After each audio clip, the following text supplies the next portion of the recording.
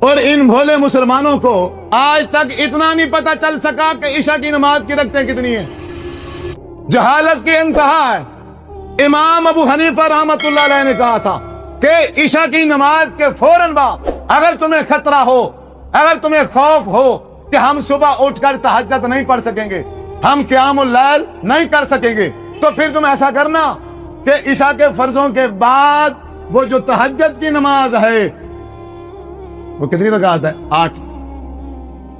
تہجد کی نماز کتنی رکعت ہے؟ 8۔ 4 فرض اور 8 وہ تہجد کی نماز، کتنے ہو گئے؟ 12 اور 2 سنتے ہیں، کتنے ہو گئے؟ 12 اور 2 14 اور 3 وتر، اب ہوئی ہیں 17۔ تہجد کی رکعتیں، قیام اللیل کی رکعتیں اور نماز تراویح وہ ملائیں گے تو جا کے کتنی رکعتیں بنے گی؟ 17۔ امام ابو حنیفہ نے کہا تھا رحمت اللہ علیہ نے، اور ان کی بات کسی نے سمجھی نہیں ہے۔ ان مولویوں کو جو سمجھ نہ آئی، مولوی نے جو غلطی کھائی ہے، وہ ساری کی ساری امت اسی غلطی کے اوپر کھڑی ہے۔ انہوں نے کہا تھا کہ عشاء کی نماز کے فوراً بعد وہ قیام اللیل تہجد والی نماز بھی پڑھ لینا، اگر ڈر ہو، خوف ہو صبح نہ اٹھنے کا، وہ پڑھ لینا۔ اب انہوں نے کیا کیا ہے؟ وہ 17 کی 17 رکعتیں نماز عشاء بنا دیے۔ دین میں اضافہ ہوا کہ نہ ہوا؟ دین کو تبدیل کر دیا، دین کو، اور نماز کی شکل تبدیل کر دی ہے۔ ابھی ہم سمجھائیں، انہیں بتائیں، یہ پھر آگے سے پھر آنکھیں دکھائیں، پاگل ہے یہ فلاں، پاگل یہ ہے جو حضور صلی اللہ علیہ وسلم کا طریقہ سمجھا، اور جنہیں پتہ ہی نہیں ہے ہم کیا پڑھ لگے گئے۔ میں تو ان مولوی سے کہتا ہوں بھائی 17 ہی پڑھنی ہے نا، پڑھو 17۔ کون ہوتا ہے منع کرنے والا؟ کوئی منع نہیں کرتا۔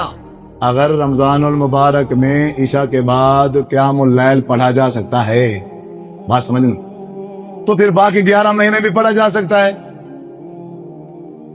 پڑھو، اتنا تو پتا ہو کہ میں کیا پڑھ رہا ہوں۔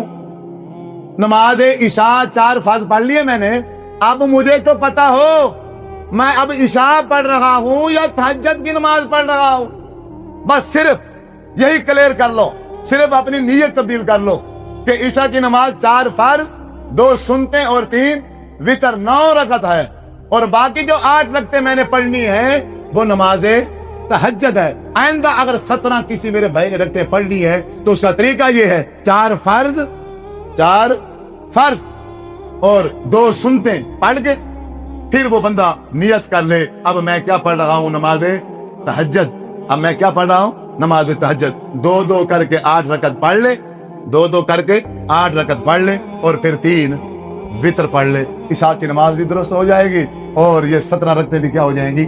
درست ہو جائیں گی۔ اور بھائی ثواب بھی ملے گا، ورنہ ثواب نہیں ملے گا، کیونکہ آپ صلی اللہ علیہ وسلم عشاء کی نماز 9 رکعت پڑھیں اور میں 17 رکعت پڑھوں، تو پھر یہ دین میں اضافہ ہے۔ میں اپنی مرضی سے رکعتیں بڑھا نہیں سکتا، اپنی مرضی سے رکعتوں کو کم بھی نہیں کر سکتا۔